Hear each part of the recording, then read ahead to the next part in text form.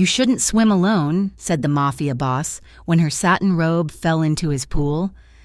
The fluorescent lights of the Hotel Vista lobby hummed with a low, electric buzz that felt like it was vibrating directly against the back of Lila Hart's skull.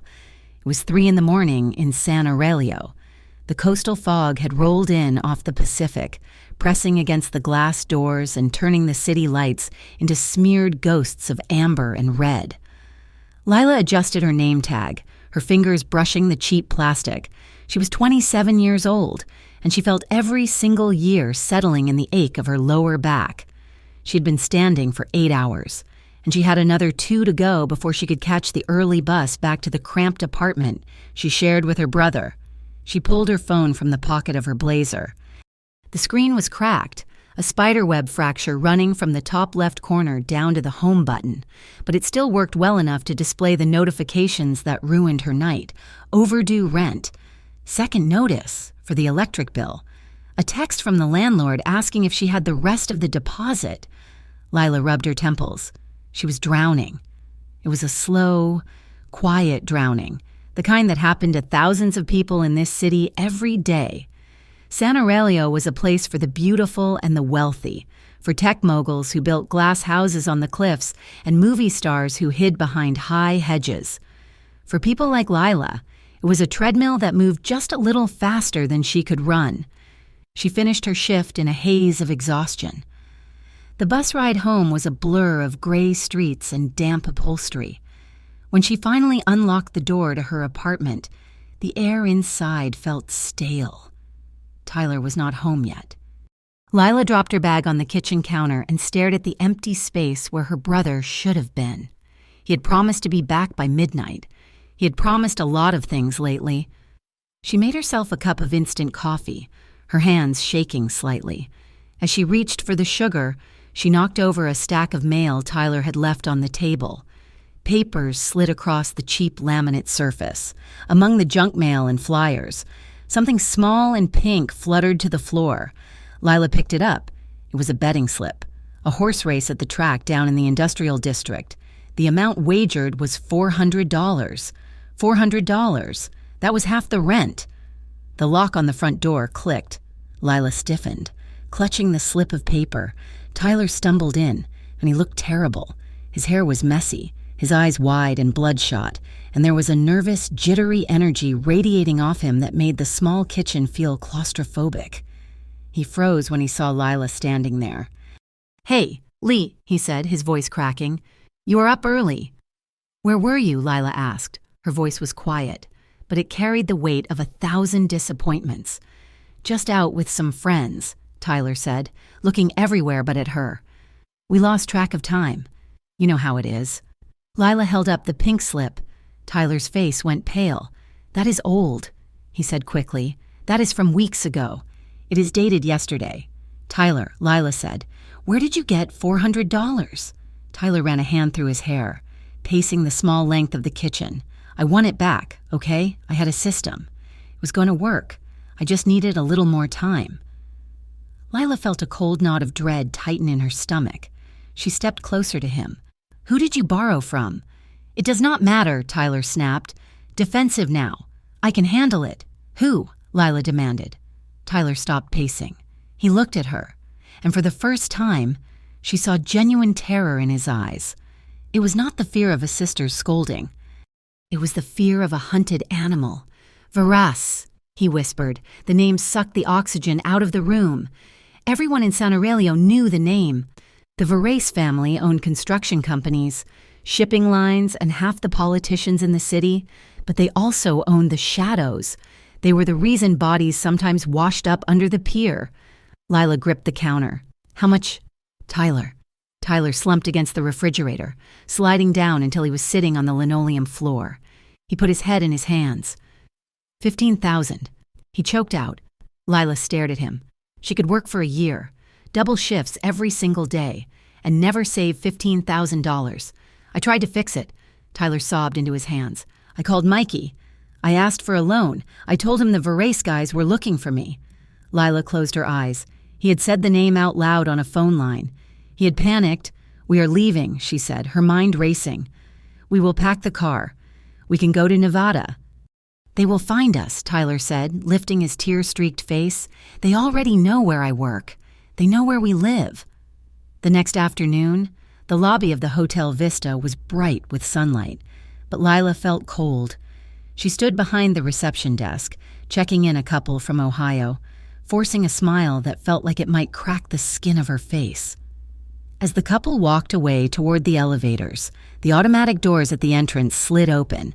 Two men walked in. They did not look like tourists. They wore charcoal suits that fit too perfectly, the fabric expensive and dark.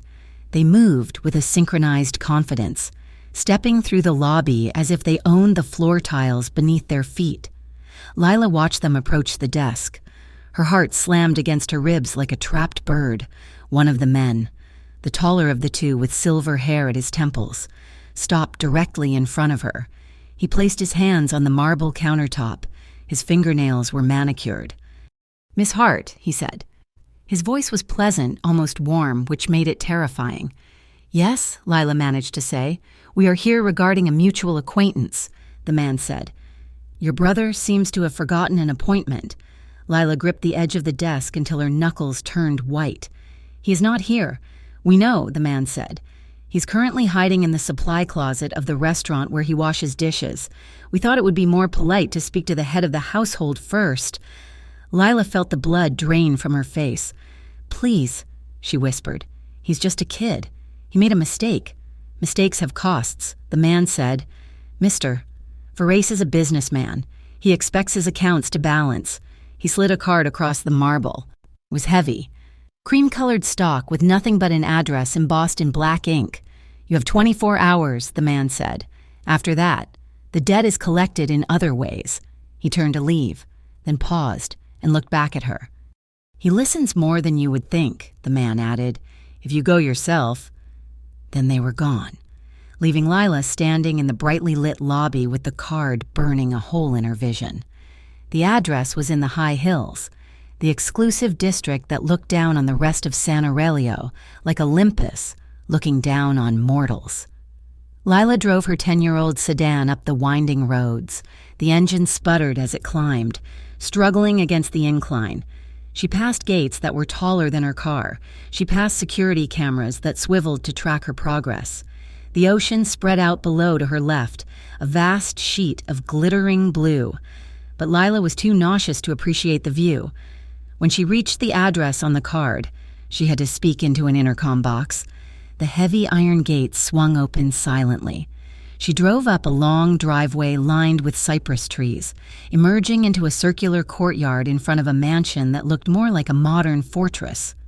It was all clean lines, glass and stone, imposing and beautiful in a severe way. A security guard was waiting for her.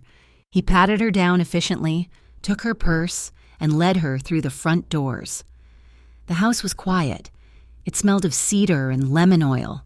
The floors were polished concrete, cool and sleek. They walked down a long hallway lined with abstract art that probably cost more than Lila would earn in a lifetime. The guard opened a set of double doors at the end of the hall and stepped aside. Lila walked in. The office was vast, with a wall of glass overlooking the ocean. The furniture was dark wood and leather. Behind a massive desk sat a man, Dante Verus. He did not look up immediately. He was reading a file, his head bowed. He wore a white dress shirt with the sleeves rolled up to his elbows, revealing forearms that were corded with muscle. He was younger than she expected, perhaps in his mid-30s, with dark hair and a jawline that looked like it had been cut from granite. He was perfectly still. There was no fidgeting, no wasted movement. "Mr. Verace?" Lila asked. Her voice sounded thin in the large room. Dante closed the file. He looked up. His eyes were dark, intelligent, and unnerving. He looked at her not with anger, but with a deep, penetrating focus, as if he were taking her apart and cataloging the pieces. "Miss Hart," he said. His voice was a deep baritone, smooth and controlled. "Please, sit." Lila sat on the edge of the leather chair opposite him. She clasped her hands in her lap to stop them from shaking. "I am here about Tyler," she said. "I assumed as much," Dante said, "since you are not here to deliver the $15,000. I do not have the money, Lila said, but I will get it. I work 2 jobs. I can pick up a third. I will pay you every cent, plus interest. I just need time. Please. Do not hurt him. Dante leaned back in his chair. He studied her for a long moment, the silence stretching until it was almost unbearable. You work at the Hotel Vista, night shift, he said. You also work weekends catering for a staffing agency. You average 4 hours of sleep a night. You have been paying your brother's debts for 3 years. 2 credit cards maxed out, no savings. Lila stared at him, her mouth opening slightly. I like to know who I am dealing with, Dante said calmly. You are drowning. Lila, you cannot take on a 3rd job. You will collapse. And then who looks after Tyler? Lila felt a flush of shame and anger rise up her neck. So what do you want me to do? Sell a kidney? Dante's mouth quirked at the corner, a faint, almost invisible smile. No, he said. I have no use for organs. I have use for order. He stood up and walked around the desk. He was tall, imposing, moving with a predator's grace. He leaned against the edge of the desk, crossing his arms over his chest. My household is a machine, Dante said, but recently the gears have been grinding. My previous house manager retired. I need someone who is organized, discreet, and desperate enough to work the hours I require without complaint. Lila blinked. You want to hire me? I am proposing a trade, Dante corrected. You move in here. You manage the staff, the schedules, the deliveries. You ensure my life runs without friction. In exchange, I deduct $2,000 a month from your brother's debt. Lila did the math quickly. That would take months, 7, maybe 8 months of servitude, plus room and board, Dante added, which means the money you make from your hotel job, which you will keep, can actually go into a savings account for the first time in your life. It sounded too good to be true, which meant there was a trap. What is the catch? Lila asked. Dante's eyes narrowed slightly. Total discretion, he said. What happens in this house stays in this house. You sign a non-disclosure agreement that is binding for life, and there are rules, strict ones. Like what? You do not ask questions about my visitors, Dante said. You do not enter my private wing unless summoned, and you do not wander the grounds at night. Why? Lila asked. Because, Dante said, his voice dropping an octave, becoming harder. This is not a normal home. There are security protocols. For your own safety. At night, you stay in your quarters. Lila looked at him. She saw the danger in him, the latent violence coil beneath the tailored shirt, but she also saw the lifeline he was throwing her. She thought of Tyler, shivering on the kitchen floor. I will take the deal, she said. 3 days later, Lila moved in. Her world shrank down to 2 suitcases. She was given a guest suite in the east wing of the mansion. It was larger than her entire apartment. The bed had sheets made of Egyptian cotton, and the bathroom had a tub deep enough to swim in. She met the rest of the household. There was Lena, the head housekeeper, a stern woman with a tight bun who looked at Lila with suspicion, but showed her how the linen closets were organized. There was Cal, the head of security, a man with a neck as thick as a tree trunk who communicated mostly in grunts and nods, and there was old Mr. Russo, the gardener, who spent his days tending the pristine rose bushes. He's a good boy, Russo told Lila on her second day, gesturing with his shears toward the office window where Dante was working. A good boy in a bad world. You remember that. Lila threw herself into the work. She organized the pantry, digitized the scheduling system for the cleaning staff, and fielded calls from tailors and restaurants. She saw Dante rarely. He was a ghost in his own house, leaving before dawn and returning late at night. When they did cross paths, he was polite but distant, treating her like a piece of furniture that had finally been placed in the correct spot, but the tension was always there. The house felt like a held breath.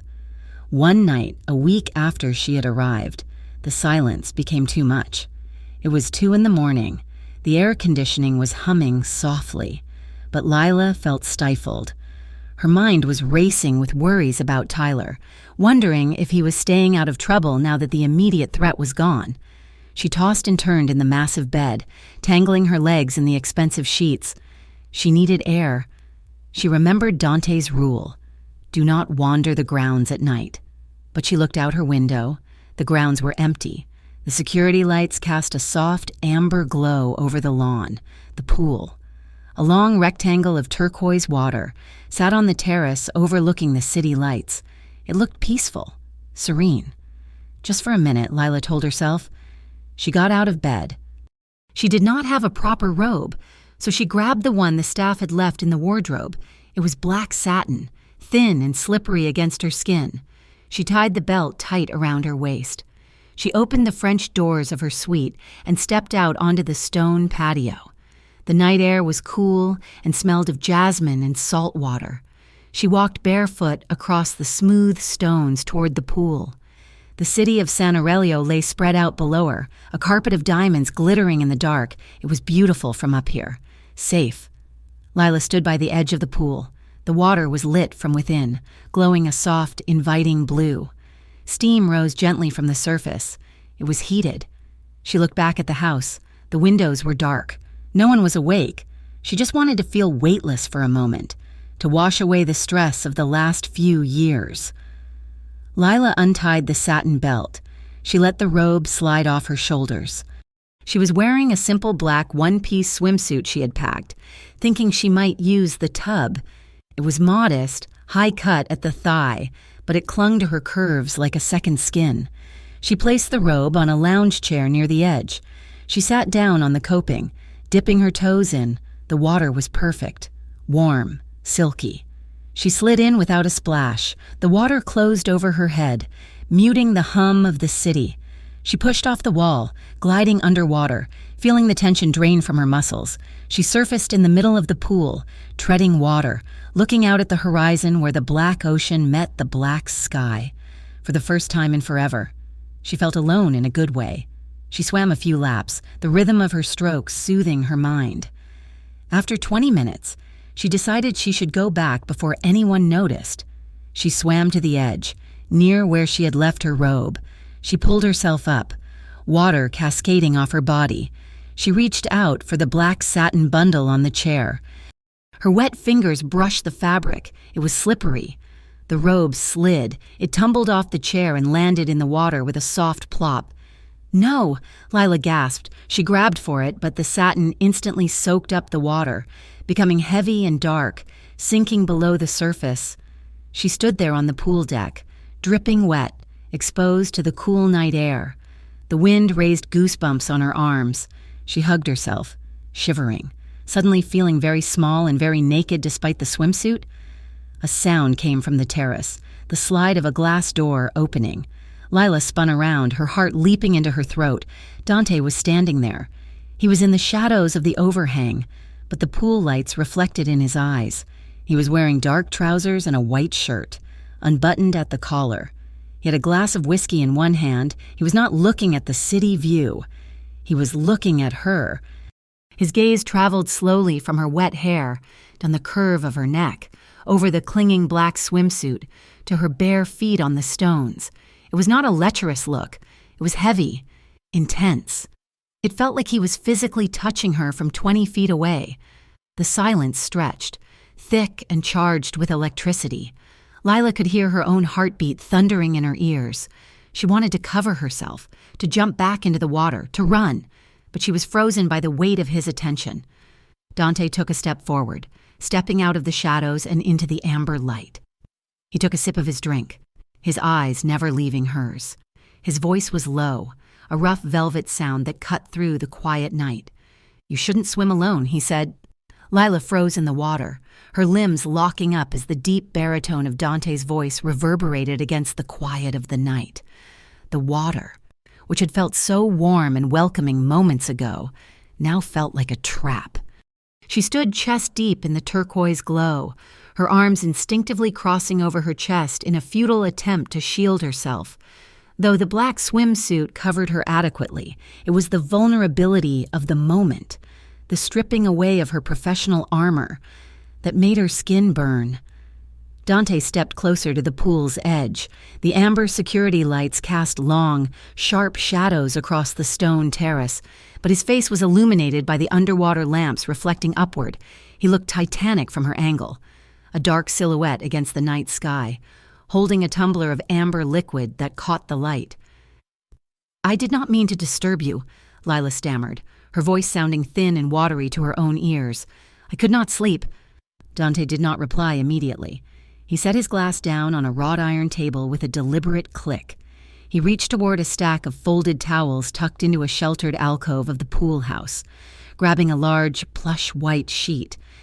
He walked to the very edge of the coping, his polished shoes inches from the water, and extended the towel toward her. "Come out, Lila," he said. "The wind is picking up." Lila hesitated, then waded toward him.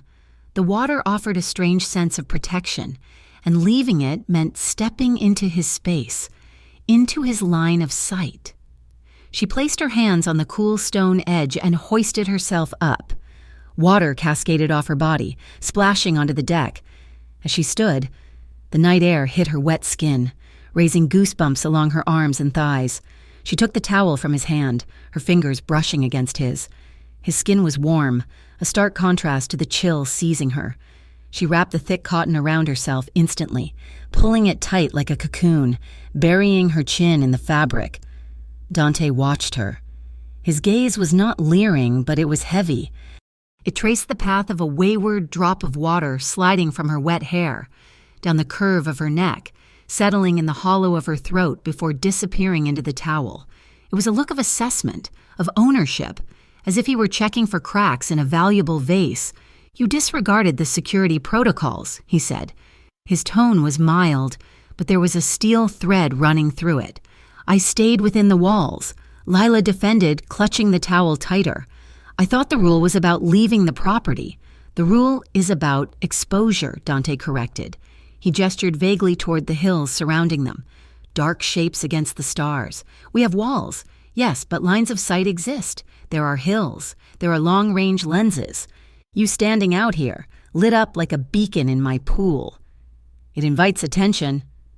Lila felt the flush rise to her cheeks, heating her face despite the cold. "I did not think anyone would be watching." "People are always watching," Dante said, his voice dropping lower. "And I do not like the idea of you being vulnerable. Not here, not in my yard." The possessiveness in his voice was unmistakable. It was not the concern of an employer for an employee. It was the territorial instinct of a predator guarding its den. Lila looked up at him, surprised by the intensity in his eyes. For a second, the air between them felt thick, charged with a tension that had nothing to do with security and everything to do with the man standing 2 feet away from her. Then Dante stepped back, breaking the invisible tether. "Go inside," he said, picking up his drink. "Dry off. We have a long day tomorrow."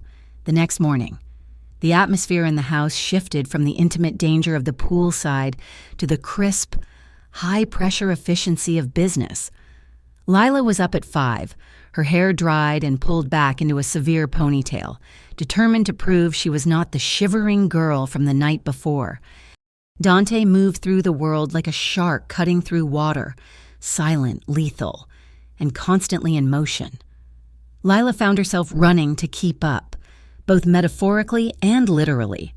Her first task was managing a delivery of custom suits from a tailor who arrived in a nondescript van. The suits were works of art, fabrics so dark and rich they seemed to absorb the light. Lila cataloged them, checking the stitching, ensuring every button was secure. She noticed Dante watching her from the doorway of his study as she berated the tailor for a loose thread on a charcoal jacket. He said nothing, but he gave a single, approving nod before turning back to his phone. By noon, they were in the back of his armored sedan, heading toward the city center. Dante had a meeting at a restaurant that did not have a sign out front, only a heavy oak door and a valet who knew Dante by name. Lila sat beside him in the car, clutching a tablet with his schedule. She felt the hum of the engine and the heavy, bulletproof glass separating them from the noisy streets of San Aurelio. Inside the restaurant, the air smelled of truffle oil and old money. The meeting was with a union representative, a sweaty man who looked terrified. Lila sat at a small table nearby, pretending to check emails while actually monitoring the room as Cal had instructed her. She watched Dante work. He was calm, his voice never rising above a conversational level. Yet the union rep was shaking by the time the espresso arrived. Dante was dismantling the man's arguments with surgical precision, leaving him no room to maneuver. But it was what happened afterward that stuck with her. As they left, Dante stopped to speak to the young waiter who had been refilling their water. He asked about the man's law school classes. Apparently, he remembered a conversation from months ago. He slipped a roll of cash into the waiter's hand, an amount that Lila estimated was close to $500. "Put it toward the books," Dante said quietly. "And tell your mother I said hello." The waiter looked at Dante with something approaching worship. "Thank you. Mr. Verace, thank you." Lila watched the exchange, confused. She had seen the enforcers threaten her brother. She'd seen the fear Dante inspired, but here he was, funding a student's education with a casual generosity that seemed entirely genuine. The moral code of this man was a labyrinth she could not navigate. Back at the mansion, the afternoon slowed down. They sat at the long marble counter in the kitchen. The sun was streaming in through the floor-to-ceiling windows, bathing the room in white light. It felt domestic, deceptively normal. Dante was reviewing contracts, a pair of reading glasses perched on his nose, a touch of humanity that made him look less like a mob boss and more like an architect. Lila was organizing receipts, but her mind was drifting. She had grabbed a pen and was absently sketching on a paper napkin. Dante looked up, catching her in the act. "What is that?" he asked. Lila jumped, her hand covering the napkin. "Nothing. Just doodling. Show me," he said. It was not a command, but it was close. Lila slid the napkin across the cool marble. It was a sketch of a gown, an intricate design with a high neck and a plunging back, draped in a way that suggested heavy silk. The lines were confident, the shading precise even in ballpoint pen. Dante picked it up, studying it with the same intensity he used on his contracts. "This is good," he said, looking at her. "You have training." "I wanted to go to design school," Lila admitted, her voice quiet. "I was accepted to a program in New York when I was 19. What happened?" Lila shrugged, a gesture that carried the weight of years. "Tyler happened. Mom got sick, and then she passed. And Tyler, he did not handle it well. The money for tuition went to rent, then it went to rehab, then it went to debts." She looked down at her hands. The dream just sort of evaporated. Dante placed the napkin back on the counter, smoothing out a crease with his thumb. "Talent does not evaporate." "Lila," he said softly, "opportunities do, but the talent remains." She looked up and saw a faint, surprised smile on his face. It was a small expression, barely there, but it transformed his features, softening the hard planes of his face. For a moment, he looked impressed. The moment was shattered by the ring of his phone. Dante checked the screen, and the smile vanished instantly. The ice returned to his eyes. He stood up, walking toward the far end of the kitchen, answering with a sharp, "Yes." Lila tried not to listen, but his voice carried in the acoustic perfection of the room. "I was told the shipment was secure," Dante snapped. His voice was cold, lethal. "The Rossies are getting bold. If they knew the route, it means we have a leak." Lila froze. "A leak. Find it," Dante ordered. "Turn the organization upside down if you have to, but find out who is talking to the Rossies, and do not let this get back to my father." He hung up, gripping the phone so tightly Lila thought the screen might crack. He stood there for a moment, staring out at the ocean, his back rigid. Lila saw the tension in his shoulders, the burden of a violent empire resting on him. He was wealthy, powerful, and respected, but he was also besieged. The golden cage was under attack. That evening, the storm that had been threatening all day finally broke. Rain lashed against the glass walls of the mansion, turning the world outside into a blur of gray and black. Lila was in the hallway, carrying a stack of towels to the linen closet, when the world went black. The power cut out instantly. The hum of the refrigerator, the air conditioning, the ambient lights, everything died, plunging the house into absolute, suffocating darkness. Lila gasped, stopping in her tracks. She waited for the backup generators, but nothing happened. Silence reigned, save for the drumming of rain on the roof. "Hello?" she called out.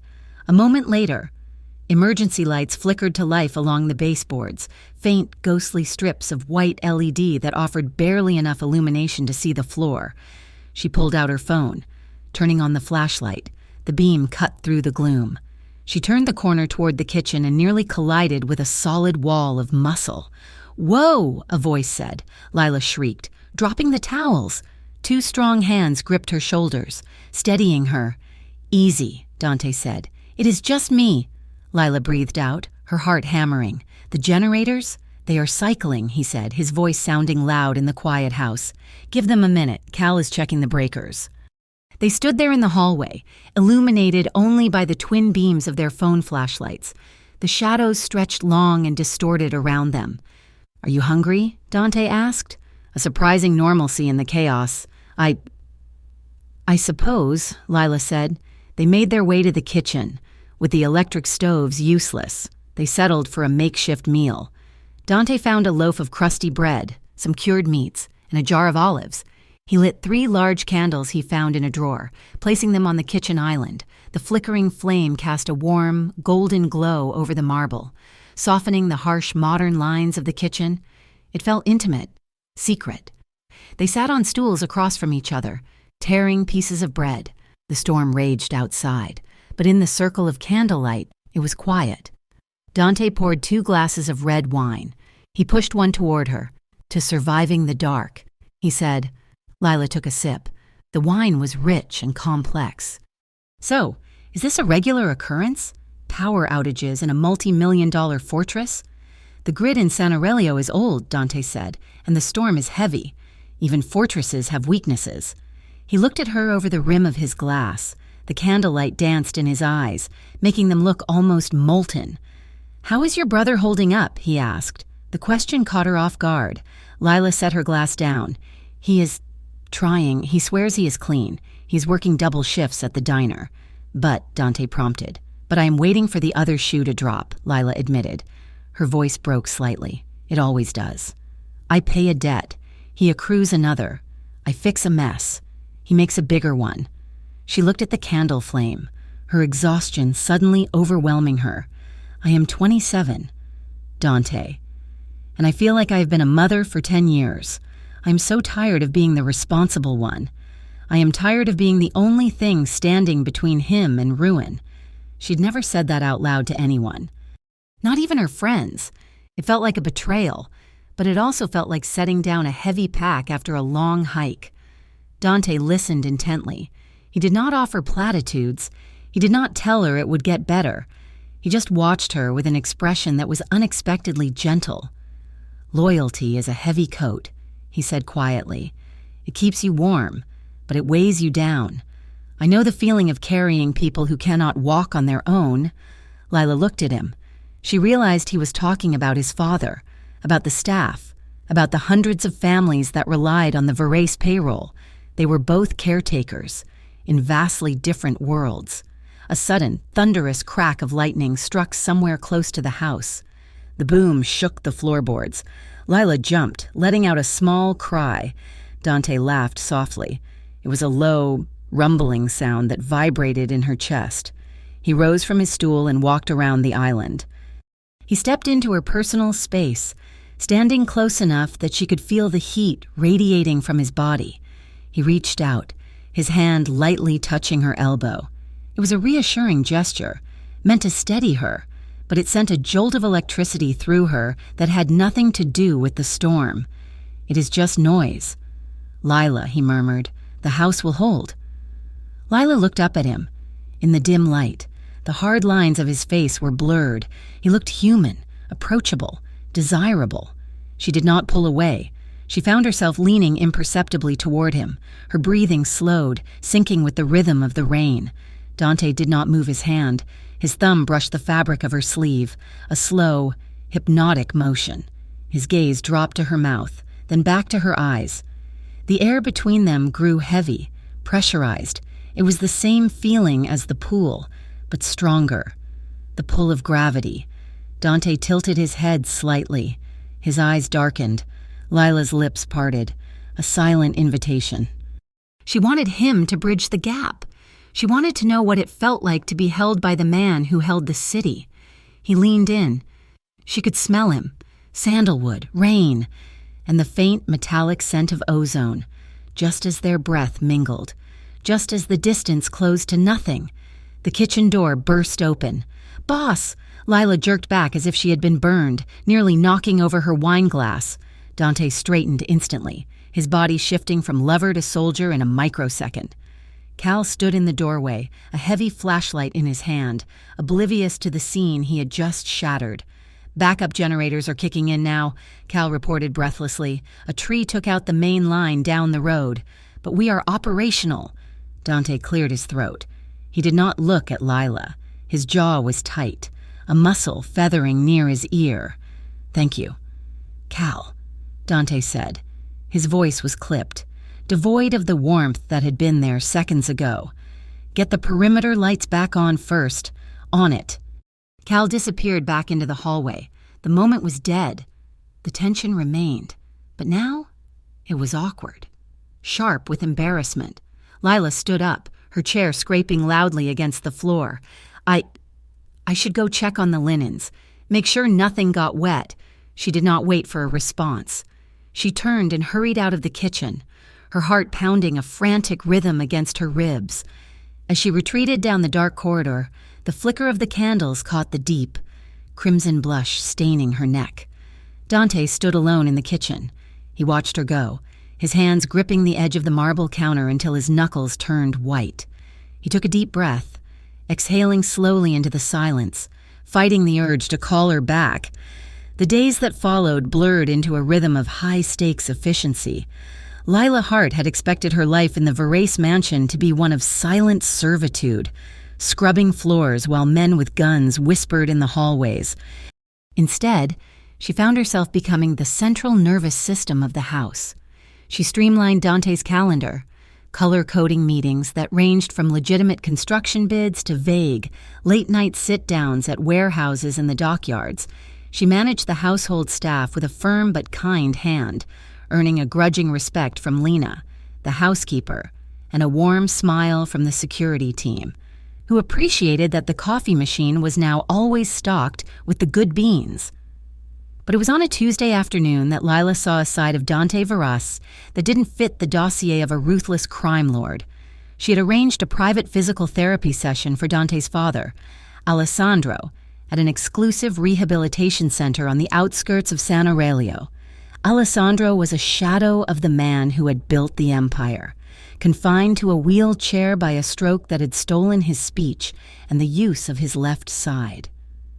Lila watched from the doorway of the therapy room. Dante was not pacing or checking his phone. He was standing beside the parallel bars, his suit jacket discarded, his sleeves rolled up. "Come on." "Pop," Dante said. His voice was unrecognizable, soft, patient, devoid of the steel edge he used with everyone else. "One more step. You can do it." Alessandro's face contorted with effort, his knuckles white as he gripped the bars. He dragged his left leg forward, trembling. He looked ready to collapse. Dante was there instantly, his hands hovering around his father's waist, ready to catch him but letting the old man fight his own battle. When Alessandro finally planted his foot, Dante smiled. It was a genuine, boyish expression that made Lila's breath catch in her throat. "That is it," Dante said, gently wiping sweat from his father's forehead with a towel. "You are strong as an ox. Old man. Stronger than me." Lila turned away, feeling like an intruder on a sacred moment. She realized then that Dante's violence, his empire, and his coldness were not just for power. They were a wall built to protect the few things he loved that were too broken to protect themselves. The fragility of that peace was shattered at 3 a.m. Lila was asleep in her suite, the high thread count sheets tangled around her legs. When her phone buzzed on the nightstand, it was a jarring, angry sound in the silence of the mansion. She fumbled for it, eyes bleary. The screen said, "Tyler." "Hello?" she whispered, sitting up, her heart instantly hammering. "Lee?" Tyler's voice was a panicked wheeze. "Lee, are you there?" "I'm here," she said, clutching the phone. "Ty, "What is wrong? It is 3 in the morning. Someone followed me," Tyler said. He sounded like he was crying. "I was leaving the diner, a gray sedan. It sat across the street for 2 hours. And when I drove home, it stayed 2 cars behind me the whole way." Lila felt a cold knot form in her stomach. "Are you sure?" "I am sure," Tyler hissed. "I took 3 right turns. They stayed with me. Lee, I am scared. Is it Verace? Did he send them to remind me to pay?" "No," Lila said firmly, though she wasn't entirely certain. "No. Tyler, the deal is solid. As long as I am here, you are safe from him." "Then who is it?" Tyler asked. "I do not know," Lila said. "Go inside. Lock the doors. Stay away from the windows. I will find out." She hung up and stared at the ceiling. The plaster was intricately molded, beautiful and expensive. She was lying in a palace, safe behind gates and guards, while her brother was cowering in their rot-infested apartment. The reality of her situation settled over her like a lead blanket. She and Tyler were no longer just on the periphery of Dante's world. They were tangled in its roots, and the rot was spreading. 2 days later, the outside world came knocking at the gate. It was a bright, crisp morning. Lila was in the foyer, arranging a vase of white lilies on the center table. When Cal buzzed the intercom, "Federal agent at the gate," Cal's voice crackled, "says it is a welfare check for Alessandro Verras." Lila frowned. "A welfare check? Send him up." Dante's voice cut in over the system. "We have nothing to hide." Minutes later, a black government vehicle pulled up.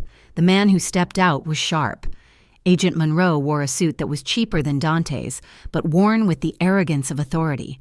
He had eyes that looked like they had seen everything and found it all disappointing. Lila met him at the door. "Mr. Verace is currently unavailable," she said, using her best receptionist voice. "But his father is resting in the sunroom if you need to see him." Monroe smiled, but it didn't reach his eyes. "Actually, Miss Hart, I was hoping to speak to you." Lila stiffened. "To me?" Monroe stepped into the foyer, looking around at the opulence with a sneer of distaste. "We know who you are, Lila. We know about your brother's gambling. We know you moved in here 2 weeks ago." Lila said nothing.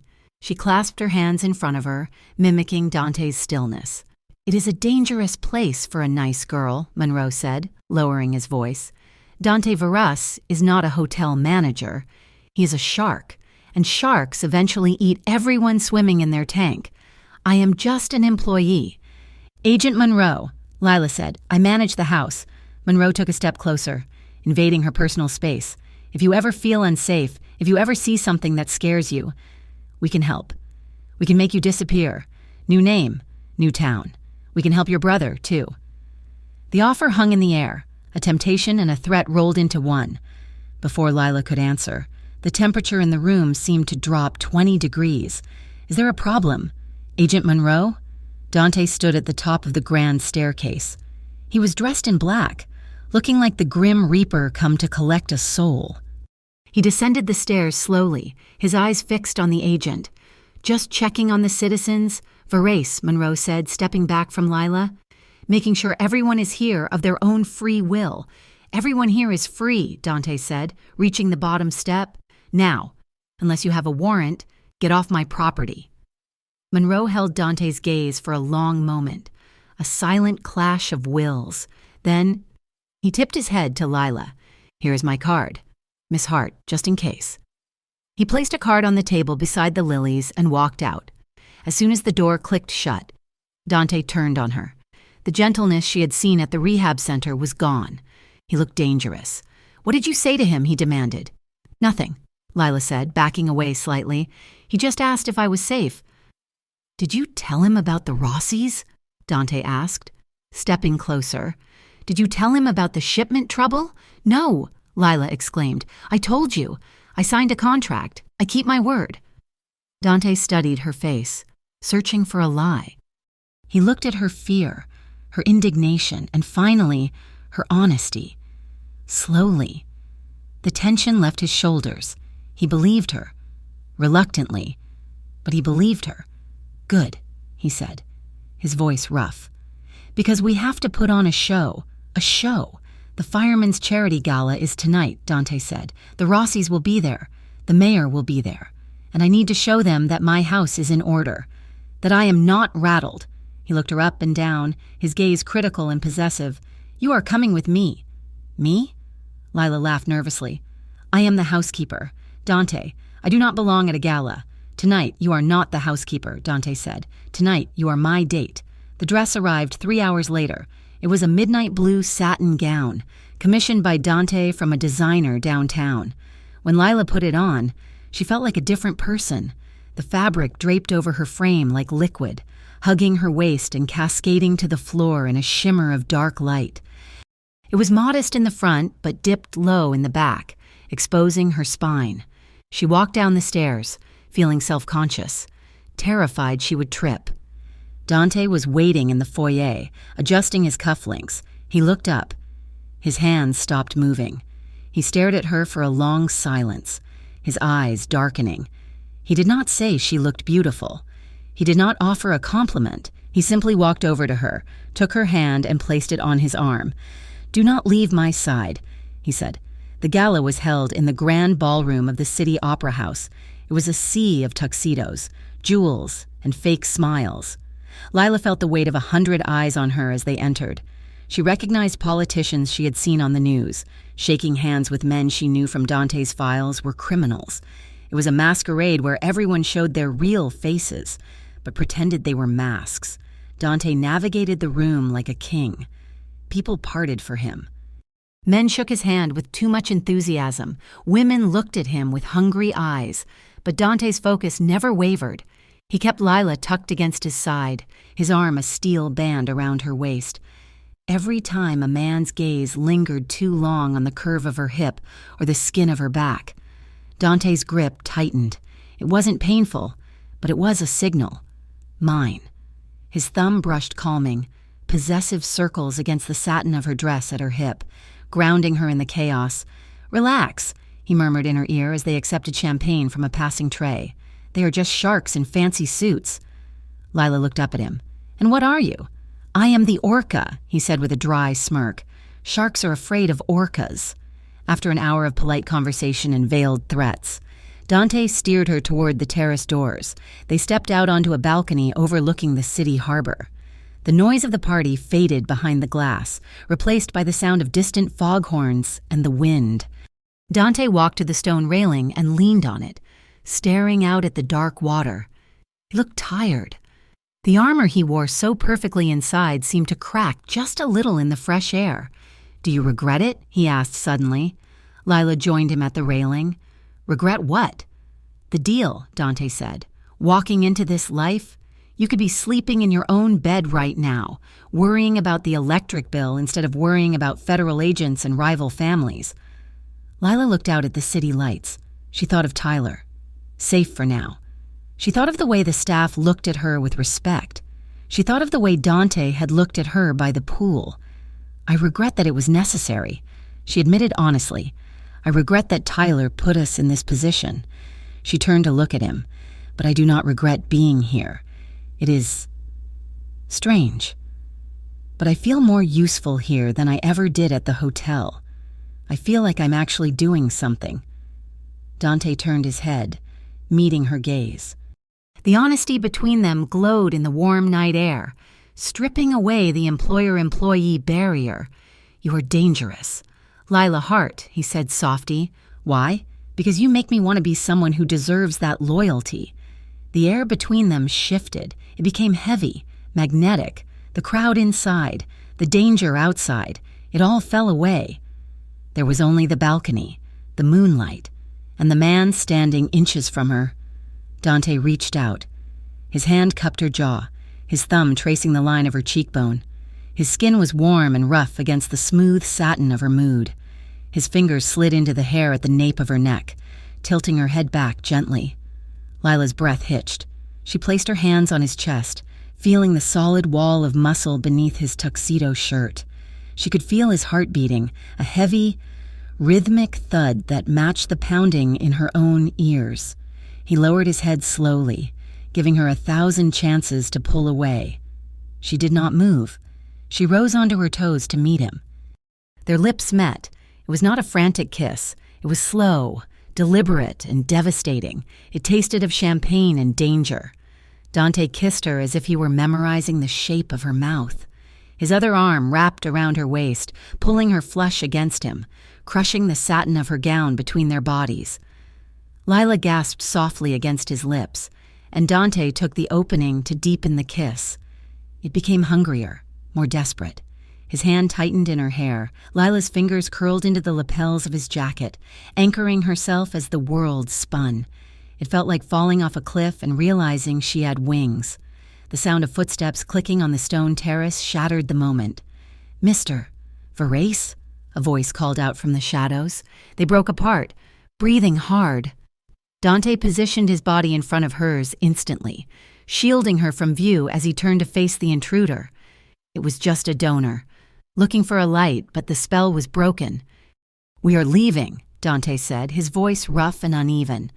The ride back to the mansion was silent, but the car crackled with electricity. Every time the vehicle turned a corner and their legs brushed against each other, Lila felt a jolt that went straight to her core. When they arrived, the house was quiet. The staff had retired for the night. Lila walked into the kitchen, needing to do something with her hands. Her nerves were frayed wires. She kicked off her heels, standing on the cold marble in her bare feet. "I am going to make coffee," she announced. "Do you want some?" Dante leaned against the doorframe, watching her. He had discarded his jacket and tie. His shirt was unbuttoned at the top, looking disheveled in a way that made her knees weak. "Coffee at midnight?" he asked. "I am too wired to sleep," Lila said, reaching for the canister of beans. "And besides, if I leave it to you, we will be drinking sludge in the morning." Dante chuckled, a low sound. He pushed off the doorframe and walked toward her. "My coffee is not that bad. It is a crime against humanity," Lila teased, her back to him as she fiddled with the grinder. "You burn the beans every time." She froze as she felt him step up behind her. He was close, too close. She could feel the heat of his body radiating against her back. "Show me, then," he murmured. His voice was right at her ear, sending a shiver down her spine. He reached around her. His arms caged her against the counter, his hands covering hers on the coffee grinder. He did not pull back. He stood there, his chest pressed lightly against her shoulder blades, his chin hovering near her temple. Lila stopped breathing. The simple act of preparing the machine became incredibly intimate. His large hands guided hers, his fingers interlocked with hers to press the button. "Like this?" he whispered. "Yes." Lila breathed. They stood there for a long moment as the machine whirred. They were not moving. They were just existing in the same space, pressed together, the boundaries between them dissolving. Lila felt a sudden, overwhelming urge to lean back against him, to turn around in the circle of his arms and finish what they had started on the balcony. The desire was a physical ache. It terrified her. She pulled away. She ducked under his arm, stepping sideways, putting 5 feet of safe, marble floor between them. Her hands were shaking. I forgot to check the schedule for tomorrow," she stammered, unable to look him in the eye. "I should go do that." Dante stood by the counter, his hands empty. He looked at her, his eyes dark with unspoken things. He did not try to stop her. He knew, just as she did, that if they stayed in this kitchen for 1 more minute, there would be no going back. "Good night, Lila," he said softly. "Good night," she whispered. She turned and fled the kitchen, leaving him alone with the smell of freshly ground coffee and the ghost of her perfume in the air. The silence in the Verace mansion had changed. It was no longer the peaceful hush of a well-ordered sanctuary. It was the heavy, static-charged silence of a held breath before a lightning strike. For 3 days, the atmosphere was suffocating. Lila Hart moved through the hallways carrying trays of espresso and stacks of files, catching whispered fragments of conversation between the security staff. She heard words like incendiary, frozen assets, and retaliation, the Rossi family, a rival syndicate that had been circling the Verace territory like sharks sensing blood, had stopped circling and started biting. Lila saw the toll it took on Dante. He was a man constructed of iron control, but the metal was beginning to heat up. She was in his office, organizing the invoices for a construction project that had been suspiciously halted by a fire inspection. When Dante slammed his phone down onto the mahogany desk, the sound was like a gunshot in the quiet room. Lila flinched, dropping a pen. Dante stood by the window, his back to her. His hands were braced against the sill, gripping the wood so hard his knuckles were white. His shoulders rose and fell in a slow, deep rhythm as he fought to leash the violence inside him. "Damn them," he said. His voice was a low growl. "They burned 2 delivery trucks in the garment district this morning. Drivers are in the hospital." Lila walked over to him slowly. She did not touch him. He looked like he might shatter or explode if she did, but she stood close enough that he could sense her presence. "Is there anything I can do?" she asked quietly. Dante turned.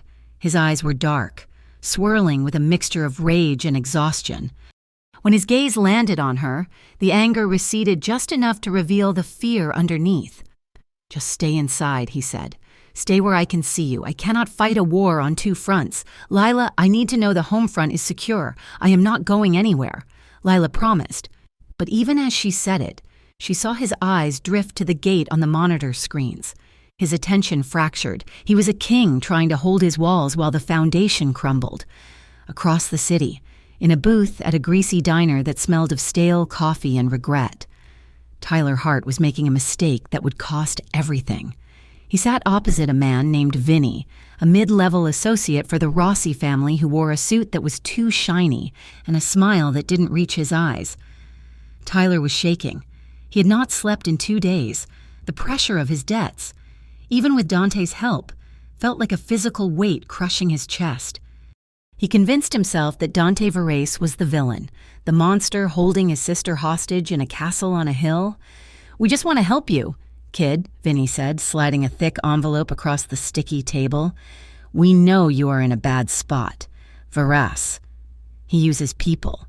He's using your sister right now." Tyler stared at the envelope. He knew there was cash inside, enough to clear his bookie debt, enough to buy a bus ticket to anywhere. "I want her out," Tyler whispered. "I want her away from him." "We can do that." Vinny nodded sympathetically. "We just need to know his schedule. We need to know where the weak points are. If you help us, we take Verace down and your sister walks free. Her slate is wiped clean. Your slate is wiped clean." Tyler looked at the man. He was terrified, but in his warped, desperate logic, he saw a way to be the hero. He saw a way to save Lila from the mob boss he had forced her to serve. He rubbed his face with trembling hands. "She goes to the market on Tuesdays," Tyler said, his voice barely audible. "She likes to pick out the produce herself. She usually takes the sedan, not the armored SUV." Vinny smiled, and it was the look of a wolf that had just been invited into the sheep pen. "You are a good brother, Tyler." The following Tuesday was overcast, the sky a bruised purple that promised rain. Lila sat in the back of the black sedan, scrolling through her phone. She had insisted on running the errand to the upscale grocer in the city center. The mansion felt like a prison, and she needed 20 minutes of normalcy. She needed to squeeze avocados and smell fresh basil. Her driver, a young man named Marco, was humming along to the radio. "We will be quick." "Miss Hart," Marco said as he turned into the concrete parking structure of the market. In and out. Lila smiled at his reflection in the rearview mirror. "Do not worry. Marco, I just need some ingredients for Mr. Verace's dinner. The chef is sick, and I thought I would try to cook something decent for once." Marco laughed. "Just do not burn the kitchen down." He turned the car onto the 3rd level of the structure. It was quiet. Too quiet. Suddenly, a heavy white van screeched out from a parking spot, blocking the lane diagonally. Marco slammed on the brakes. The sedan skidded to a halt, tires squealing against the concrete. "What the—" Marco began. Before he could reverse, a second vehicle slammed into the rear bumper of the sedan, pinning them in. Doors flew open. Men in ski masks poured out of the van. They moved with terrifying speed. "Lock the doors," Marco shouted, reaching for his weapon, but it was too late. The side window shattered in a spray of safety glass as a baton smashed through it. Lila screamed, throwing her arms up to shield her face. Rough hands grabbed her. The door was wrenched open. Lila kicked and clawed, landing a blow on a masked face, but she was hauled out of the car by sheer brute force. "Let her go!" Marco yelled, firing a shot that went wild as he was pistol-whipped into silence. Lila was dragged across the concrete. Her phone slipped from her hand and hit the ground hard, the screen shattering into 1,000 spiderweb fractures. She screamed Dante's name, a desperate, instinctive plea, before a hood was shoved over her head and she was thrown into the back of the van. The sliding door slammed shut, sealing her in darkness. Dante was in a meeting with his capos when the call came. He looked at the screen. It was Marco. He answered on the first ring. "Report." There was silence on the line for a second, then a ragged, wet coughing sound. "Boss," Marco wheezed. "They took her." The world stopped. The air left the room. The captains around the table, hardened men who had seen war, flinched at the look that crossed Dante Verace's face. It was not anger. It was an annihilation event. "Where?" Dante asked. His voice was so quiet it was terrifying. "Parking structure, West Side Market. It was the Rossies. I saw the tattoo on the wrist of the guy who hit me." Dante stood up. He walked out of the room without looking back at his men. "Get the car," he said to Cal, who was already moving, "and get the heavy equipment." 5 minutes later, Dante was behind the wheel of his personal interceptor, a car built for speed and violence. Rain had begun to fall, lashing against the windshield, blurring the city lights into streaks of blood red and neon blue. Dante drove with one hand on the wheel and the other resting on the passenger seat, fingers wrapped around the grip of a semi-automatic pistol. His knuckles were white. His heart was a cold, hammering engine in his chest.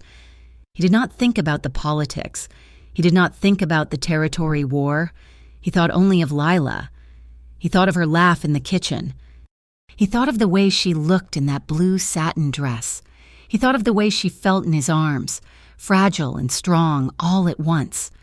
If they touched her, he would burn the city to ash. The warehouse smelled of brine, rust, and old fish.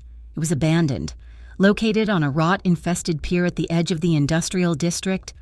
Lila was tied to a heavy wooden chair in the center of the vast, empty floor. The hood had been pulled off. She blinked against the harsh glare of a portable work light that was shining directly in her face. She tasted copper. Her lip was cut. The shoulder of her silk blouse was torn, exposing her skin to the damp cold of the warehouse. Her wrists burned where the zip ties dug into her flesh. A man paced in front of her. He was older, with gray stubble and dead eyes. This was the Rossi lieutenant. He leaned in close, smelling of tobacco and peppermint. "Where are the accounts held?" "Lila," he asked casually. "Which banks does Verace use for the offshore funds?" Lila spat blood onto the concrete floor. "I do not know what you're talking about. I am a housekeeper." The lieutenant laughed. "A housekeeper who wears satin gowns to the opera? Do not insult my intelligence. You are close to him. You know where the bodies are buried." "I know nothing," Lila said, lifting her chin. "And even if I did, I would not tell you." The lieutenant sighed, as if disappointed. He reached out and grabbed a handful of her hair, yanking her head back. Lila gasped, tears springing to her eyes from the sharp pain, but she did not cry out. "You are loyal," he said. "That is sweet. Stupid, but sweet. Your brother was smarter." Lila froze. Her heart slammed against her ribs. "My brother," she whispered. "Who do you think told us where to find you?" the lieutenant sneered, enjoying the look of horror dawning on her face. "Little Tyler. He sold you out for a stack of cash and a promise. He thinks he is saving you." "No," Lila breathed. "No, he would not. He led us right to you," the man said, releasing her hair with a shove. "He called us this morning, said you would be at the market." Something inside Lila shattered. The physical pain was nothing compared to the jagged shard of betrayal that pierced her chest. Tyler, her baby brother, the one she had worked double shifts for, the one she had sold her freedom to protect. He had done this. Tears spilled down her cheeks, hot and angry. They were tears of grief, but also of fury. "If you think that makes me weak," Lila said, her voice trembling but gaining volume, "you are wrong. It just means I have nothing left to lose." The lieutenant raised his hand to strike her again.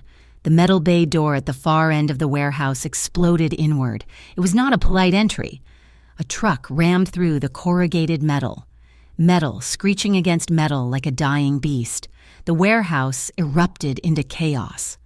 Gunfire cracked through the air, sharp, disciplined bursts. Lila ducked her head as debris rained down, through the smoke and the rain blowing in from the broken door. She saw him. Dante. He moved through the confusion like a phantom. He was not shouting. He was not running wildly. He moved with terrifying, lethal precision. He shot the guard nearest the door twice in the chest without breaking stride. The Rossi lieutenant spun around, raising his weapon, but he was too slow. Dante fired a single shot that took the man in the shoulder, spinning him around and dropping him to the concrete, screaming. Dante did not stop for him. He holstered his weapon and sprinted the last 10 yards to the chair. His eyes were wild, scanning her face, her torn shirt, her bleeding lip. "Lila," he choked out. He dropped to his knees in front of her, pulling a knife from his belt with a single, controlled slash. He severed the zip ties on her wrists, then he cut the ropes at her ankles. Lila fell forward, her legs too numb to hold her. Dante caught her. He wrapped his arms around her, pulling her against his chest so hard it knocked the wind out of her. He buried his face in her neck. "I am here," he whispered into her hair, his voice raw and shaking. "I am here. I have you." The drive back to the mansion was a blur, but Lila remembered the warmth of Dante's jacket wrapped around her shoulders. When they got inside, he did not let the staff take over. He carried her up the grand staircase himself, ignoring the startled looks of the maids. He kicked open the door to her suite and set her gently on the edge of the bed. Lila sat there, wrapped in a cashmere blanket, shivering violently. The adrenaline was crashing, leaving her cold and hollow. She stared at her wrists, at the angry red welts where the plastic ties had bitten into her skin. Dante disappeared into the bathroom and returned a moment later with a warm, damp cloth and a first aid kit. He knelt on the floor between her legs. He did not look like a mafia boss now. He looked like a man who had seen his world almost end. "Give me your hands," he said softly. Lila extended her trembling hands. Dante took them in his own. His touch was impossibly gentle, a stark contrast to the violence he had just inflicted on the men in the warehouse. He cleaned the cuts on her wrists, his jaw tight as he looked at the bruises. He touched the cut on her lip with the cloth. Lila hissed in a breath. "I am sorry," Dante whispered, his eyes burning with guilt. "I am so sorry. Lila, I should have protected you better." "It was not your fault," Lila said, her voice hoarse. "It was Tyler." Dante stopped. He looked up at her. "He told them." Lila sobbed, the reality crashing down on her again. "He told them where I would be." Dante's expression hardened for a split second, a flash of murderous intent directed at her brother, but he shoved it aside. He was not the punisher right now. He was the protector. He dropped the cloth and reached up, cupping her face in his hands. His thumbs brushed away the tears tracking through the grime on her cheeks. "Look at me," he commanded gently. "You are safe. You are here. Nothing else matters right now." Lila looked at him. She saw the exhaustion in his eyes, the fear that mirrored her own, and the intense burning focus that was centered entirely on her. She leaned into his touch. She needed to feel him. She needed to know that he was real, that she was alive. "Dante," she whispered. He made a sound in his throat, a low groan of need. He pulled her forward, sliding his arms around her waist, burying his face in her stomach as he knelt before her. He held her like she was made of glass, like she might break into a million pieces if he let go. Lila wrapped her arms around his shoulders, her fingers tangling in his dark hair. She pulled him closer, needing to erase the space between them. Dante lifted his head. His face was inches from hers. His gaze dropped to her mouth, then back to her eyes, asking a silent question. He would not cross the line unless she wanted him to. He waited for permission. Lila nodded. "Please." She breathed. Dante surged up. He did not stand. He simply rose enough to capture her lips. The kiss was not gentle. It was desperate. It was a collision of relief and terror and pent-up need. It was the taste of rain and adrenaline. Lila opened to him instantly, meeting his intensity with her own. She tasted the salt of her tears and the iron of his resolve. Dante's hand slid up her back, feeling the warmth of her skin through the thin fabric of her torn blouse. He groaned against her mouth, a sound of pure worship. He shifted, moving from the floor to the mattress, crowding her back until she was lying against the pillows. He hovered over her, bracing his weight on his forearms so he wouldn't crush her. His eyes scanned her face, cataloging every inch of her, making sure she was real. "You scared me to death," he murmured, his forehead resting against hers. "I am okay," she whispered, her hands roaming over his chest, feeling the rapid thud of his heart. "I am okay." Dante kissed her again, deeper this time, slower. The panic was fading, replaced by a rising tide of heat. His hand splayed protectively over her spine, holding her flush against him. Lila arched into him, seeking the friction, seeking the oblivion that only he could give her. The lights in the room seemed to dim as the world outside ceased to exist. There was no war, no debt, no betrayal. There was only the two of them, safe in the fortress on the hill, trying to consume each other to prove they were still alive. Dante reached for the lamp on the bedside table and clicked it off. The room plunged into darkness, leaving only the sound of their ragged breathing and the soft rustle of clothes as the door to the hallway clicked shut, locking the rest of the world out. The morning sun filtered through the heavy velvet curtains of the guest suite, painting stripes of gold across the carpet. Lila shifted, her body heavy with the remnants of adrenaline and exhaustion. The high thread count sheets felt cool against her skin, a stark contrast to the grit and terror of the warehouse that still lingered in her sensory memory. She turned her head, expecting emptiness. Instead, she saw him. Dante Varese was slumped in a wingback chair pulled close to the side of the bed. He was still wearing the trousers and dress shirt from the night before, though the shirt was unbuttoned at the collar and wrinkled in a way that looked alien on him. His head was tipped back, his breathing slow and deep. Lila watched him for a long moment. In sleep, the severe lines of his face had smoothed out, the ruthlessness that defined him, the sharp calculation in his eyes, the set of his jaw was gone, replaced by a surprising vulnerability. He looked younger. He looked like a man who carried the weight of the world and had only just set it down for an hour. She sat up slowly, the movement causing the mattress to shift.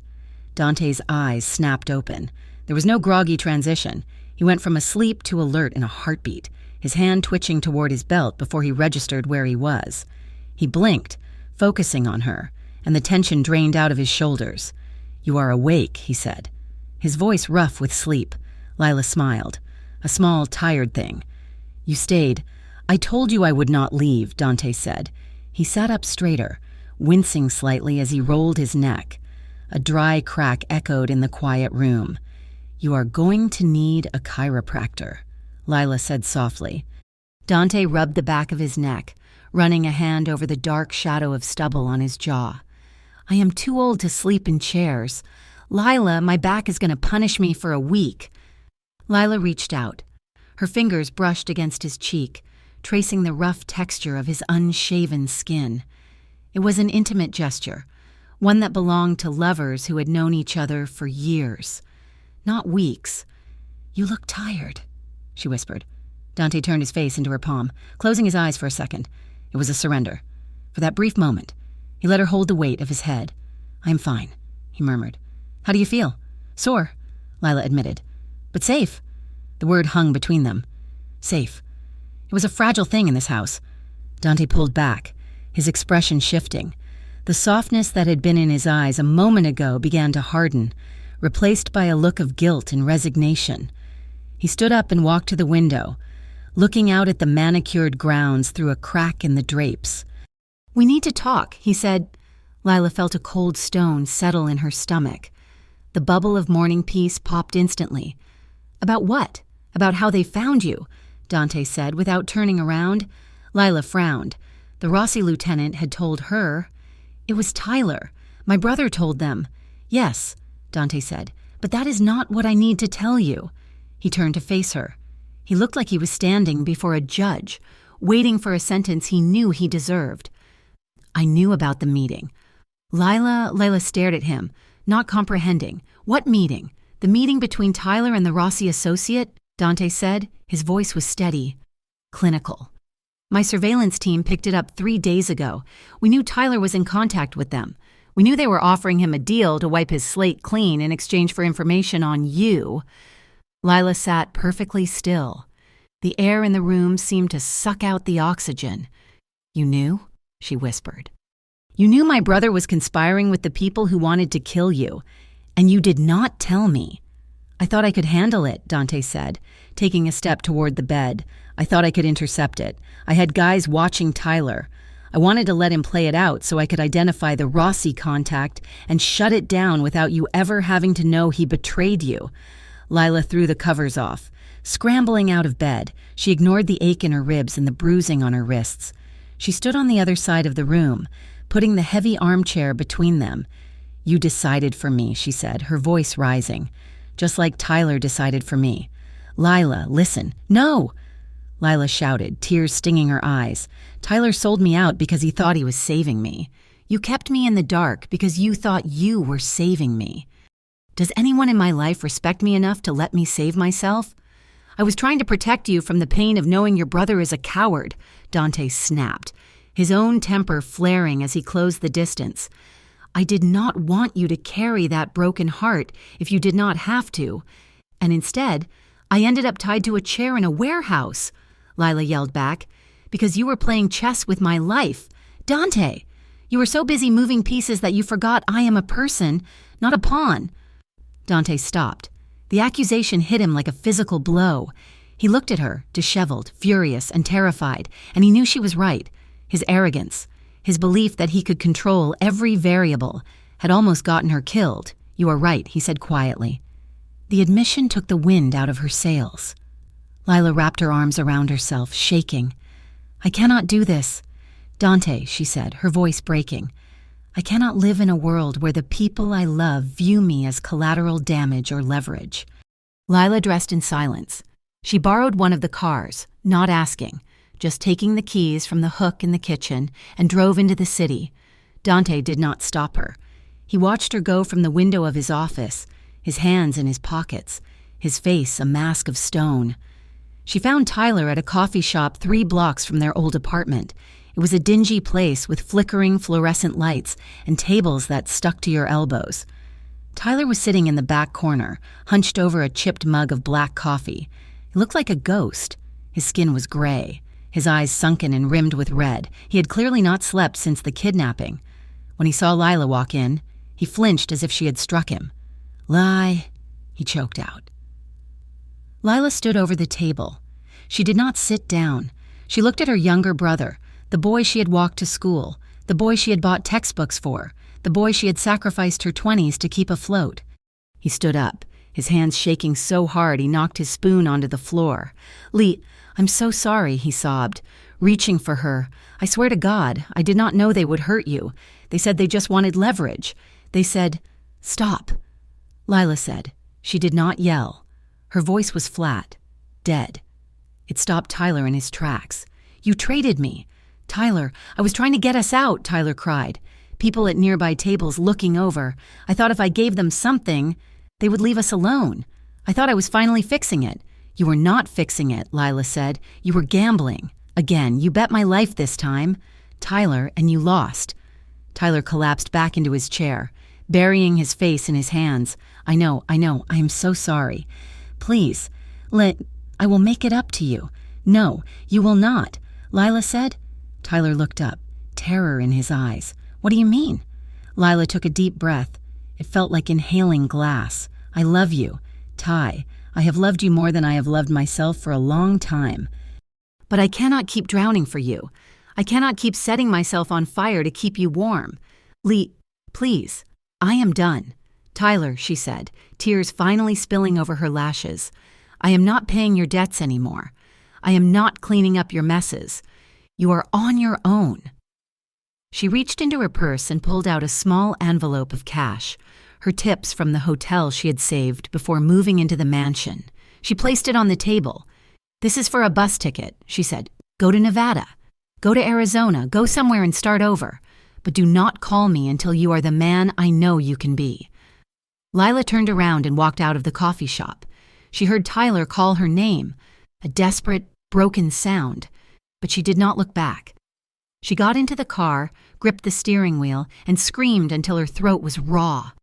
When she returned to the mansion, the sun was setting, casting long, bloody shadows across the driveway. She found Dante by the pool. He was not swimming. He was sitting on the edge of a lounge chair, staring into the illuminated water, a glass of whiskey untouched on the table beside him. He stood up when he saw her. He looked at her red eyes and the set of her jaw, and he knew. "You saw him?" Dante asked.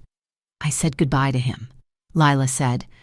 She walked over to the edge of the pool, standing near the spot where they had first met in the dark. She looked at Dante. He looked powerful, beautiful, and incredibly lonely. "I have to leave, Dante," she said. Dante's jaw tightened, a muscle feathering in his cheek. He did not argue. He did not try to convince her to stay. "I know," he said. Lila felt a fresh wave of tears rise. "I cannot live like this. Caught between fear of your enemies and disappointment in the people I love. I'm always looking over my shoulder. I'm always waiting for the next shoe to drop." She took a step closer to him. "And the worst part is, I do not want to leave." Dante looked at her sharply. "I have fallen for you," Lila whispered. Her voice shook, but she forced the words out. "More than I intended. More than is smart. And that terrifies me more than the Rossis do, because if I stay, I will lose myself completely in your world." Dante looked as if she had shot him. The pain in his eyes was raw and unguarded. He walked toward her, stopping just inches away. He did not touch her. "I will consider Tyler's debt paid," he said. His voice was low. "Rough gravel. It is wiped, zero balance." Lila blinked. "Dante. And I will arrange protection," he continued, speaking over her. "I have a safe house in Seattle, or I can set you up in Chicago. New identity if you want it, or just money to start over." "You are sending me away?" Lila asked. "I am giving you an exit," Dante corrected. He looked down at his hands, then back at her. "You are right. Lila, I am poison." "No," Lila said instinctively. "I am," he insisted, his voice rising in intensity. "Look at what happened to you. You have been here less than a month, and you have been threatened, kidnapped, and beaten. My life destroys everything it touches. I built this empire on violence, and violence is the only currency I have." He gestured around them at the mansion. "The high walls, the security cameras. This is not a home. Lila, it is a fortress, and it is a cage. You do not belong in a cage." Lila grabbed the lapels of his shirt. She yanked him toward her, anger flashing in her eyes. "Stop deciding for me," she cried. "You are not just poison. Dante, you are the man who saved me. You are the man who held me when I was falling apart. You listened to me when nobody else did. You see me." She shook him slightly. "Do not tell me who you are. I know who you are. You're a good man doing bad things." Dante's control snapped. He grabbed her face between his palms, his fingers tangling in her hair, and he kissed her. It was not a gentle kiss.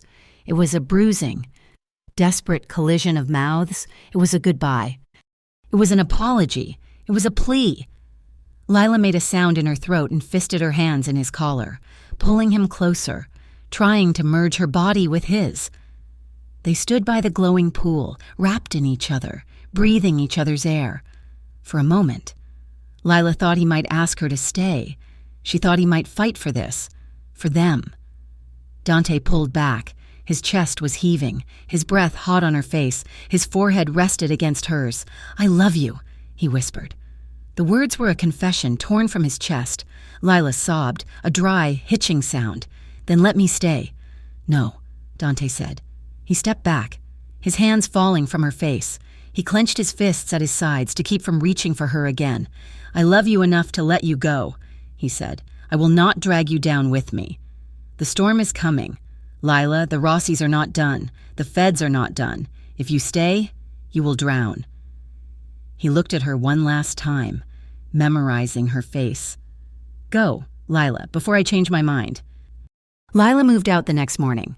She did not take the money Dante offered. She took only her clothes and the few personal items she had brought with her. She found a modest apartment on the other side of San Aurelio, far from the hills, far from the ocean view. It was quiet. She got a job as a receptionist at a small, struggling fashion studio downtown. The work was easy. The people were nice. Nobody had guns. Nobody threatened to burn down the building. But the silence in her apartment was deafening. Every time she made coffee, she remembered Dante's hands covering hers on the grinder. Every time she saw a black sedan, her heart jumped. Every time she swam at the local community center, she felt the ghost of the water in the mansion pool. She missed him. It was a physical ache, a phantom limb pain that woke her up in the middle of the night. She had her safety. She had her freedom. But the colors of the world seemed to have been dialed down to gray. Up in the hills, Dante Verrace was a man dismantling his own life. He worked with a cold, frantic energy. He began liquidating assets, selling off shipping containers, closing down construction fronts, moving money into clean accounts that could not be touched by the RICO Act. His captains were confused. They whispered that the boss was losing his nerve. They whispered that the war with the Rossis had spooked him. Dante did not care what they thought. He had a plan. He was going to cut the head off the Rossi snake, and then he was going to vanish. He was going to leave the life. He spent his nights alone in the office, staring at the surveillance feeds of the empty pool. He slept in the chair in the guest suite, torturing himself with the scent of her that still lingered on the pillows. But the Rossi family was not stupid. They had eyes everywhere. In a back room of a strip club in the red light district, the Rossi boss, an obese man named Sal, listened to a report from one of his spies. Verrace is selling, the spy said. He's liquidating. He's planning to run. Sal smiled, revealing gold-capped teeth. He's weak. The girl broke him. He leaned back, lighting a cigar. If he's running, he's distracted, Sal said. He's looking at the door, not at us. This is the time to strike. We hit the mansion? The spy asked. No, Sal said. We tried that. He's too dug in. We hit him where he is soft. He picked up a photograph from the table. It was a grainy, long-lens shot of Lila Hart walking out of a fashion studio downtown. He loves her, Sal said, blowing smoke into the air. And a man in love makes mistakes. We take the girl again, and this time, we do not ask for bank accounts. This time, we tell him to come and get her, and when he does, we end the Verrace line for good. Lila was closing up the studio on a Thursday evening. The designer had left early, leaving Lila to lock the back door and turn off the lights. She hummed to herself as she straightened a mannequin, trying to ignore the hollow feeling in her chest. She checked her watch. 7 o'clock. She would go home, make a salad, and watch bad reality TV until she fell asleep. She walked to the back door, keys in hand. She paused. Through the glass pane of the door, she saw a car idling in the alleyway. It was a black sedan. The engine was running, a low, menacing rumble.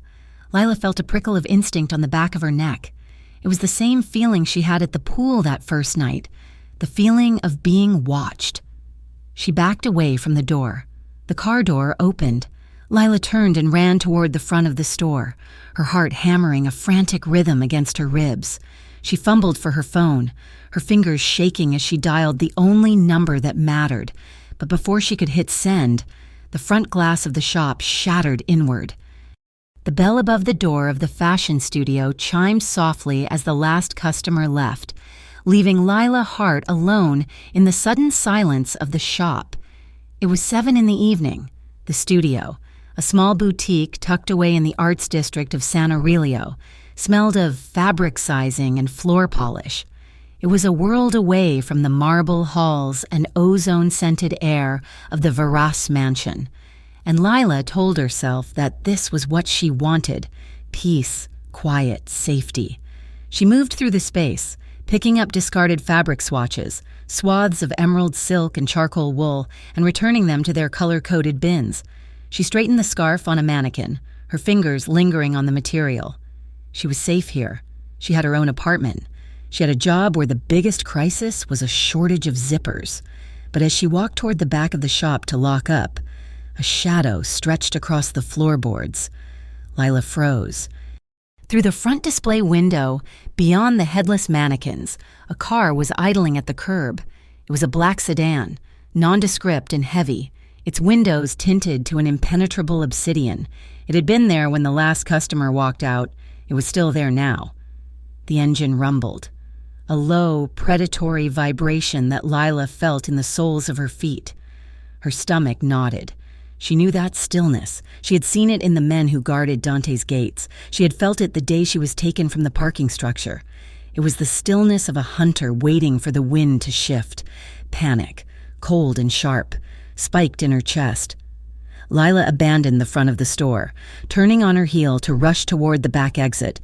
Her hands fumbled for her keys, the metal biting into her palm, just as her fingers touched the deadbolt of the rear door. The wood splintered inward with a deafening crash. Lila screamed, stumbling back as the door flew open, kicking up dust and debris. 2 men filled the frame. They were not the polished professionals Dante employed. These men were rougher, wearing leather jackets and expressions of grim purpose. Rossi men. She grabbed a heavy pair of fabric shears from the cutting table, brandishing them like a knife. "Stay back!" The first man didn't even pause.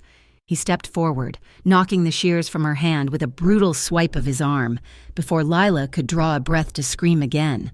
A heavy hand clamped over her mouth, and an arm banded around her waist. Lifting her off her feet, she kicked and thrashed, her heels connecting with shins, her nails digging into leather. But it was like fighting a tide. They dragged her out the back door, into the alleyway where the black sedan was now waiting, the rear door already open. They shoved her into the back seat. The door slammed shut, engaging the child locks with a hollow click. The car peeled out of the alley, tires screeching against the asphalt. Lila scrambled upright, her heart hammering against her ribs like a trapped bird. She looked out the window as the city lights blurred into streaks of neon. They were not heading toward the docks. They were not heading to a warehouse. They were climbing. The car banked hard, taking the winding switchbacks that led up to the high hills. Lila watched the ocean recede below them, the moonlight glittering on the water. They were heading back to the one place she had sworn to leave. They were taking her back to Dante. The gates of the Verrace mansion had been rammed open. The heavy iron was twisted, hanging off its hinges. The sedan roared up the driveway, past the ruined entrance, and screeched to a halt in the courtyard. "Get her out!" the driver barked.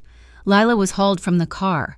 The air up here was thinner, sharper. It smelled of jasmine and imminent violence.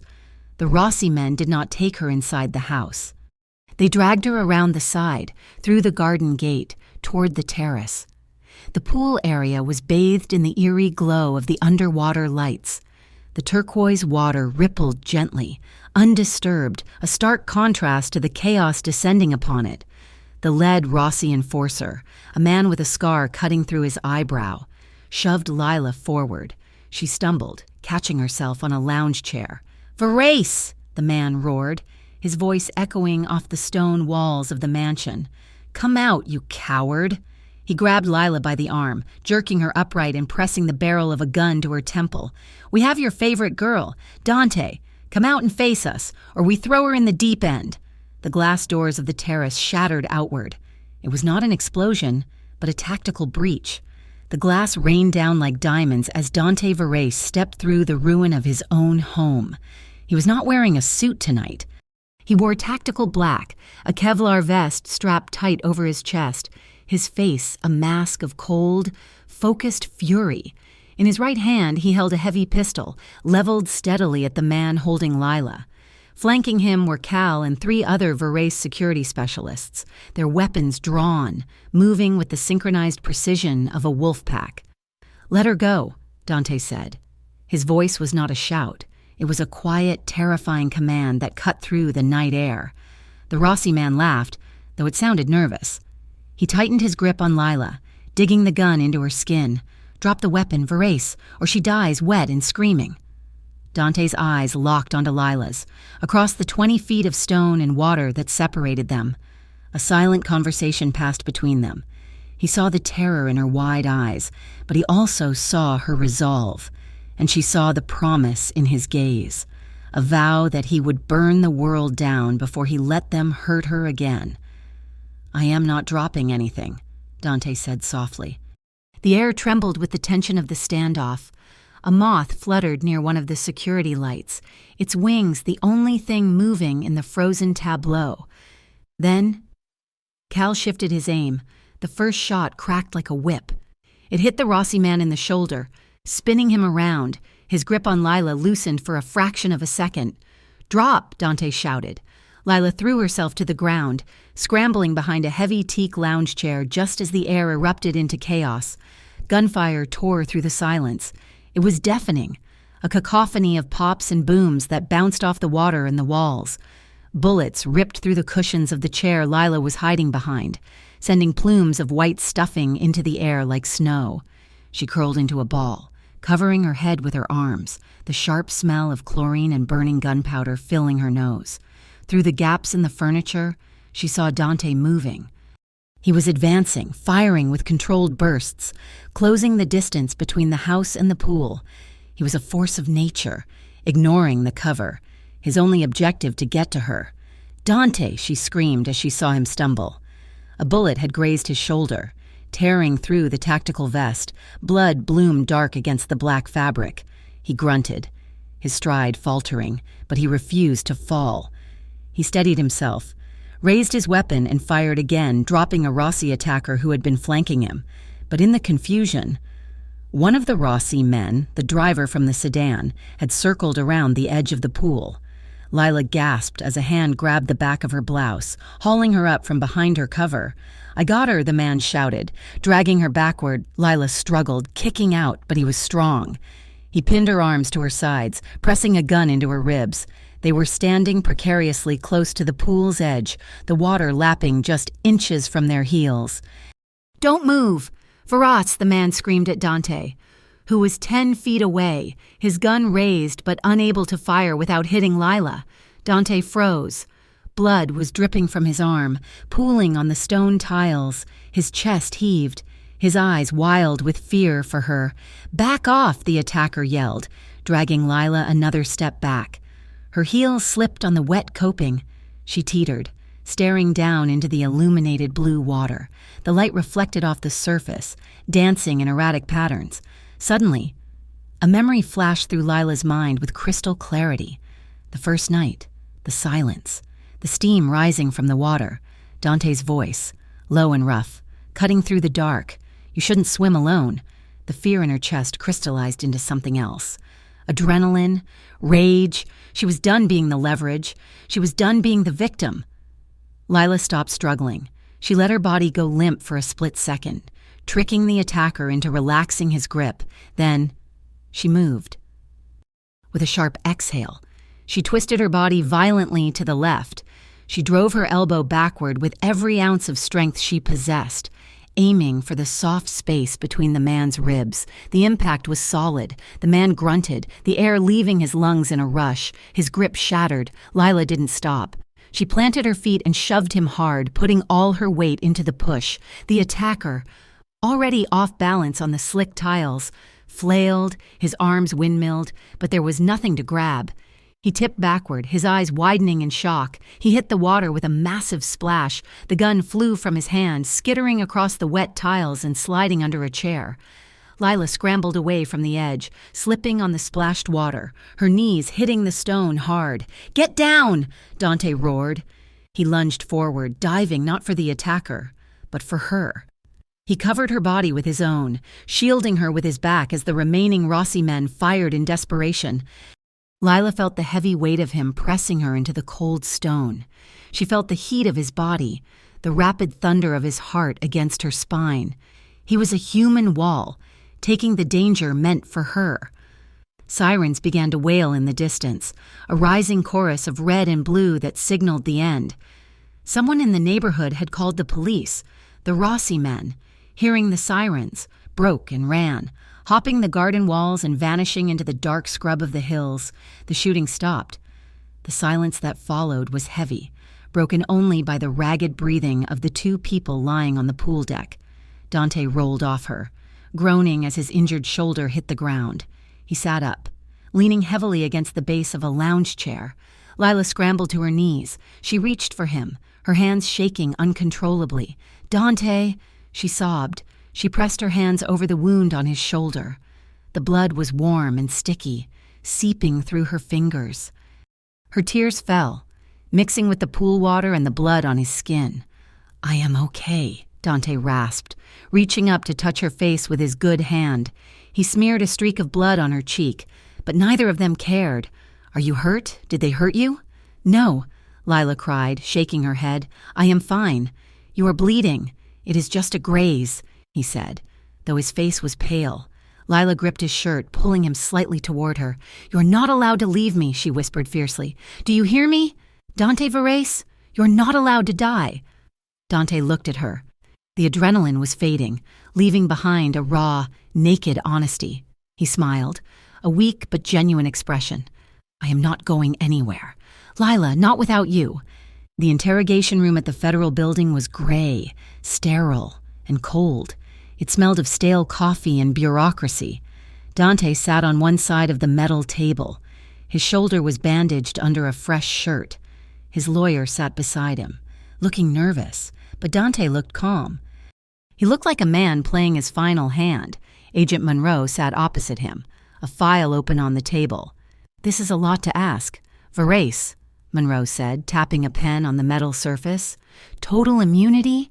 "Not immunity," Dante corrected. "A reduced sentence, time served, and protection." He leaned forward. "I am giving you the Rossies, Monroe. I am giving you the shipping routes, the accounts, the names of the politicians on their payroll. I am handing you the biggest organized crime bust in San Aurelio's history on a silver platter." "And in exchange?" Monroe asked. "I get out," Dante said. "I dissolve the Varese operations. Legit businesses only, and—" He glanced toward the one-way mirror. He knew who was sitting on the other side, waiting in the hallway. "And Lila Hart and her brother get federal protection, new identities if they want them. But mostly, they get to be left alone." Monroe followed his gaze to the mirror. He had seen Lila in the waiting area. She had been there for 6 hours. She had refused coffee, refused food, refused to leave until she saw Dante walk out. Monroe sighed. He closed the file. "We can structure a deal," Monroe said, "but the life is over. Dante, you step one toe out of line and the deal evaporates." Dante leaned back in his chair. He felt a weight lift off his chest, a weight he had been carrying since he was 18 years old. "The life is over." He agreed. "I have something better to do."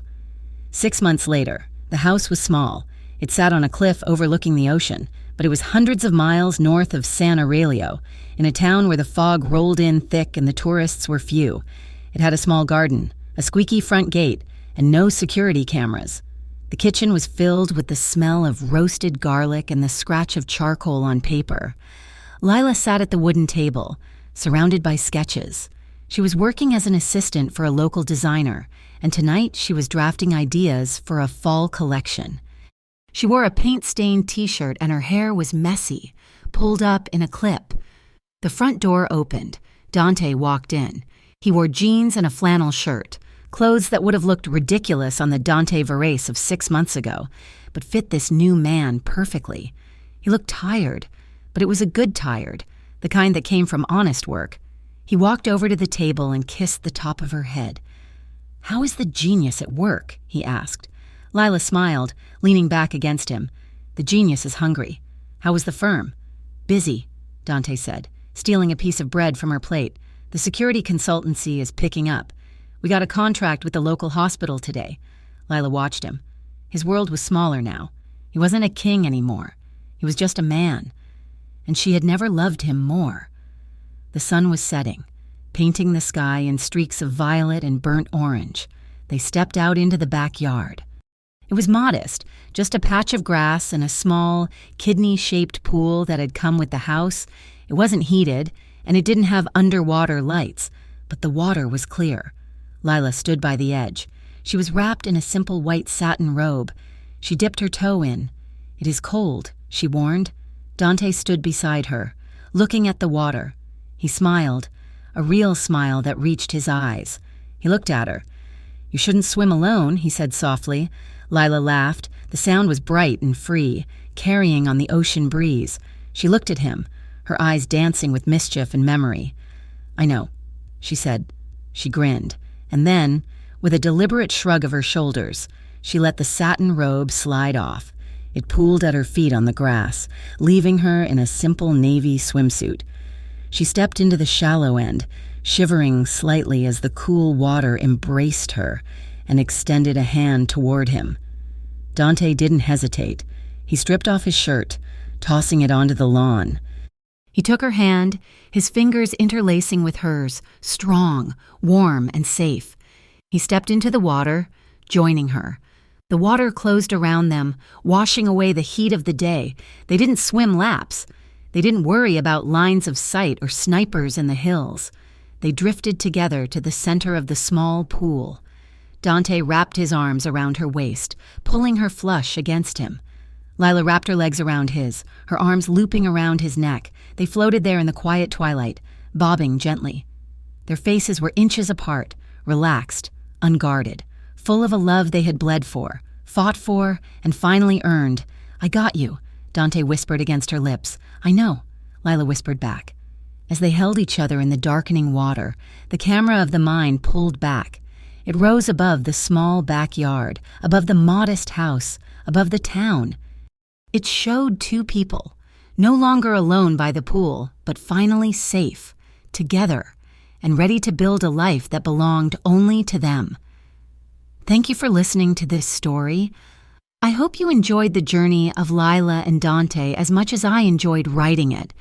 It has been a pleasure to craft this tale of danger, redemption, and love for you. I would love to hear from you. Please leave a comment below telling me where you are listening from. It is always amazing to see how far these stories travel. If you enjoyed this story, please consider subscribing to Mafia Romance Stories so you never miss an episode. Don't forget to share your thoughts on the ending in English in the comments section. Your feedback inspires the next story. Until next time.